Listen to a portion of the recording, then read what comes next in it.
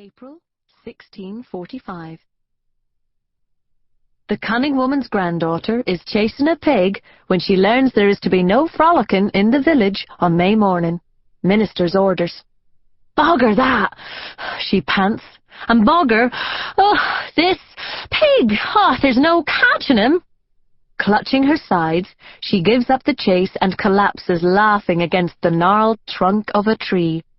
Above her head, pink blossoms shake like fairy fists. Spring has arrived. A beautiful time.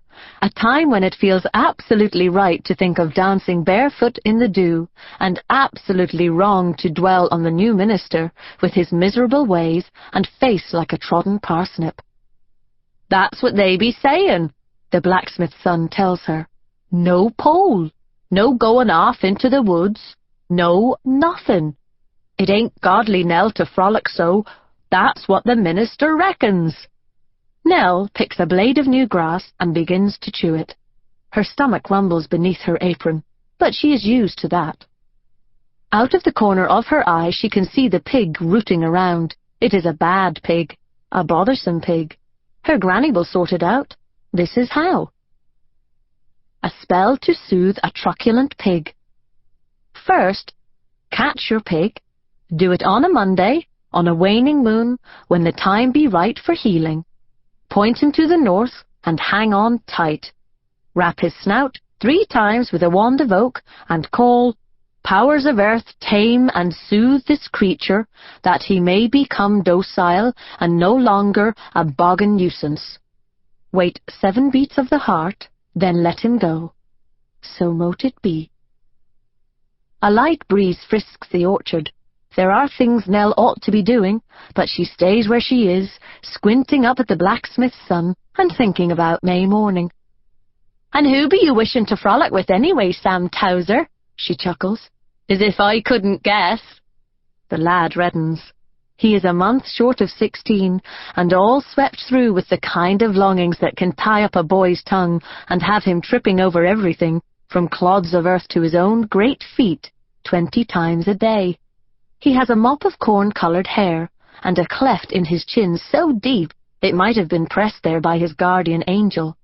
He is too ungainly, too unfledged as yet to be truly handsome, but he will be. The promise of it is all about him, like the guarantee of a glorious day once some mist has cleared. "No one," he mumbles. "I got horses to see to. No time for fumbling around with some daft maid on May morning nor any other time." "Pah! That's a fib." Nell flings both arms wide and twists her face to look like a parsnip. "Beware, sinner! Beware what you say! Repent! Repent, for Satan loves a fibber, and will carry you off to burn in hell. In hell, I tell you, where fibbers go, and frolickers, and women who wear scarlet ribbons or sweep their hearths on Sundays. Hush! Hush up, you daft wench!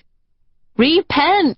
Repent, for I am your minister, God's representative in this heathen place.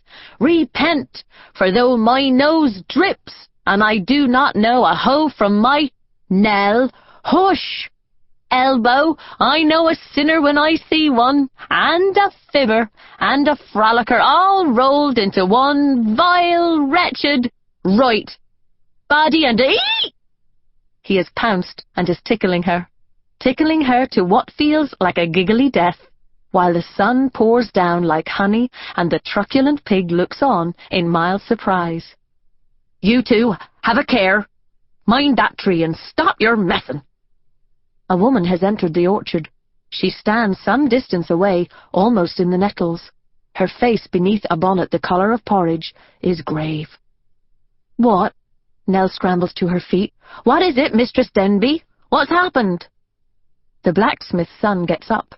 There are twigs and fallen petals in his hair. He looks like Puck. He looks drop-dead frolicsome.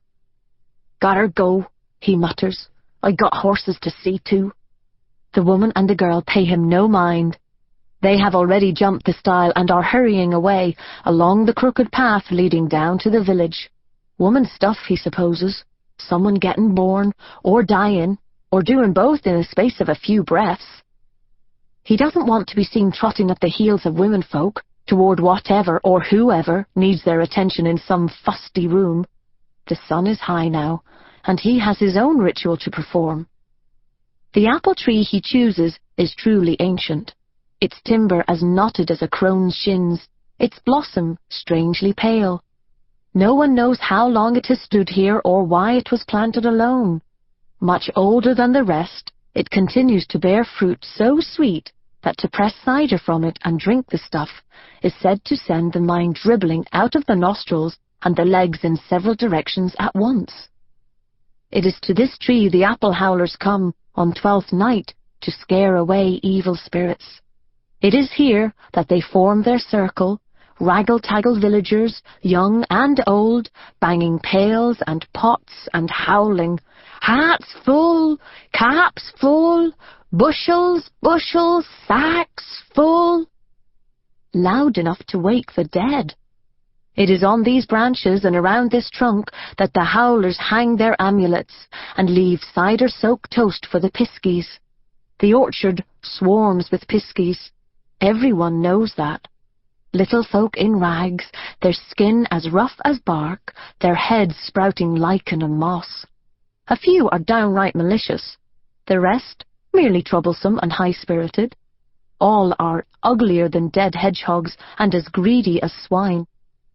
Over the hills in a neighbouring county lies fairy territory, a prettier species by far, the faeries, but just as pesky, so rumour has it, just as demanding of treats and remembrance. Be good to the piskies, the old folks say hereabouts, and they will be good to you. Treat them with respect on 12th night, and they will stay by the trees, watching over the fruit until picking time comes.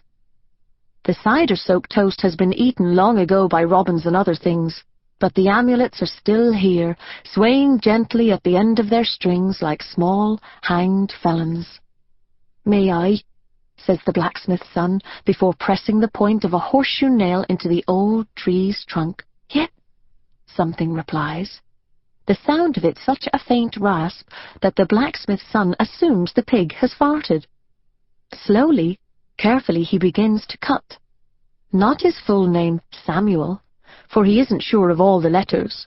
A single S is the mark he makes, the downstroke wobbly as a caterpillar against the wood. He can't spell the other name either, the one that is on his mind day and night, the one he only has to hear in passing for a fluttering to start in his belly as if larks are nesting there. He knows his alphabet, though, just, and he knows from the way the girl's name is said which letter he needs to entwine with his own. It is one of the tricky ones that sound different, depending on the word. As the metal point of the nail forms the letter's curve, he finds himself wishing it made a soft sound like the beginning of gentle. He would have liked that. It would have seemed significant. The girl's name, though, begins with a hard G, like gallows or God. When he has finished, he steps back to inspect what he has done. And then he sees one. At least he thinks he does. There, and gone it is, between knots of blossom, its face as coarse and grey as the tree, its small bright eyes fixed intently on the S and the G. Oh! He looks quickly, all around, and then back again. Nothing. There is nothing there. A trick of the light, perhaps? But no, his sight is good, and he isn't given to fancies. He stays a minute more, half dreading, half hoping to see the thing again. What did it mean? Was it lucky to see a piskie when you were a month short of 16, and so desperate to get your hands on a certain someone that you would probably die of frustration if it didn't happen soon? Did it mean that he would? Did it? It takes just seconds for the blacksmith's son to convince himself that he has been sent an auspicious sign, that come May morning he will be frolicking away to his heart's content with the girl whose name begins with a hard-sounding G. She will be all over him like a vine. Yes, she will. After all, she is the minister's daughter, and seems as distant and cool